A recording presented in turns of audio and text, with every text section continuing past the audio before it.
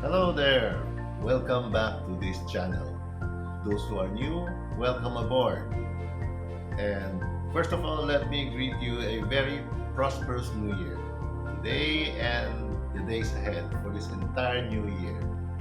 Today's topic, well, we shall be discussing about your certificate of proficiency issued under the rules and protocols of the STCW code. So come on with me and let's begin. So if we will continue now, per STCW code definition of a certificate, it is a valid document, okay, issued by the flag state, or in this case Marina. Okay, so Marina is the only government agency uh, authorized to issue certificates with regards to the STCW, as previously discussed in my other videos.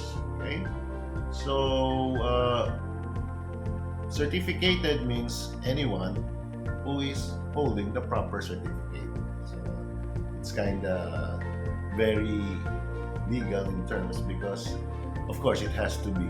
Okay, the application is your COP, which you have in your possession, is a valid document that can be used on board uh, commercial merchant ships. Okay. Other ships that do not need this are warships, naval auxiliaries, okay, and ships operated by the state, such as survey ships, buoy tenders, and so on. Fishing vessels, especially of the artisanal kind, those that are below 5 or 3 metric tons. Okay, so these are the artisanal fishermen. Don't need certificates there. But in Marina, they have covered this under the manpower development sector of Marina. Okay, so that's another story. Okay, place your yachts not engaged in trade, or finally wooden ships of primitive build. There are still a lot around. Okay, so there you have it, the definition of the certificate and its applicability. So to continue, in Article 6 of the STCW Convention, okay, certificates under the title certificates, a certificate of proficiency basically means a certificate other than the certificate of competency issued to a seafarer stating that relevant requirements of training, competencies, or seagoing service in the convention have been met. So these are skills, short courses that are taken on a standalone basis. As we get along further, you'll be able to understand why some proficiency courses, especially the advanced proficiency courses, have to be taken on its own, but there is a prerequisite of the basic. Okay? So looking at this table which I extracted from the STCW code Part B, it shows here that this table has 4 columns. Let's start from the extreme left, which is the regulations. Okay, this is where the reference of this proficiency or competency certificate was lifted from. So you have regulations. Then the second column to the left is the type of certificate and brief description. So it's either competency or proficiency or documentary evidence only. Yes, there are some proficiency courses that do not need to be certified by flag state. Okay? just the training certificate would suffice. Okay. The third one is endorsement attesting to recognition of a certificate. This is normally done by another flag state or another flag registry to the Philippine certificate. COCs most of the time need endorsements, especially let's say you are a holder of the Philippine COC, but you are going to fly a Kwajalein flag, Marshall Island. You have to get a COE from them, and they will recognize it because the standards are the same worldwide.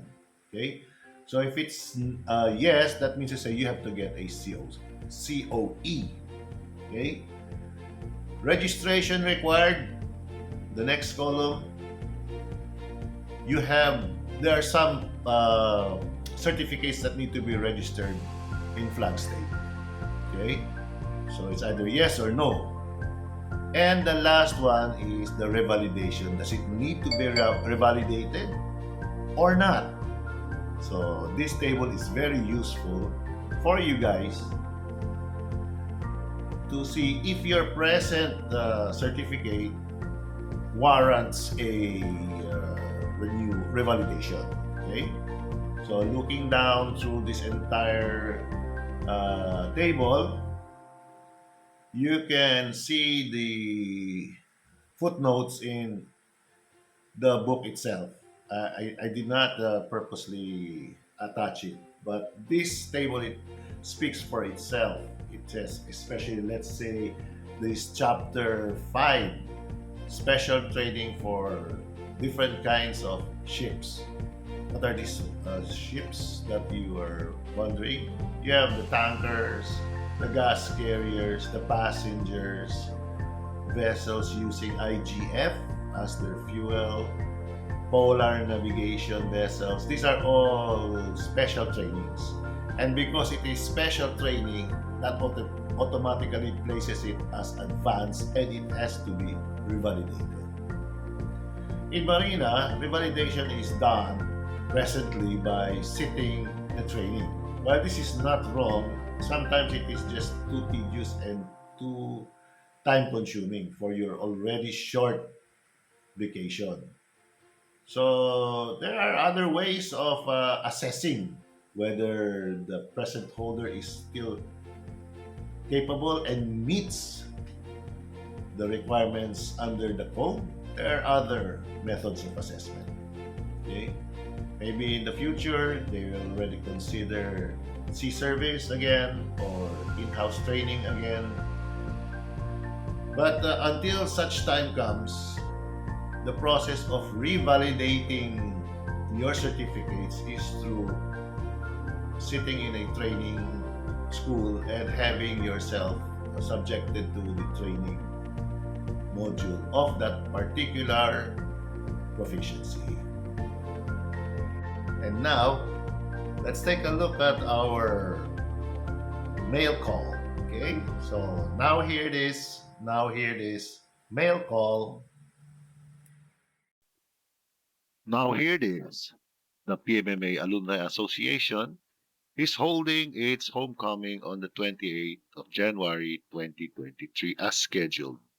So to those alumni guys, more information, contact the alumni secretariat. And the enrollment for the first semester of the graduate school of the academy for the programs of Master in Maritime Education and Shipping Business and Management is now ongoing. Call the attention of the Dean of the Graduate School for more info. Thank you. And that ends our short video for this episode of the Certificates of Proficiency. I hope it has been informative and educational to all of you listeners and viewers there. As like before, please like and subscribe to this channel. And until we meet again in the next episodes of this year's video shorts on maritime issues in the Philippines, thank you. Have a safe trip. Bon voyage. Goodbye.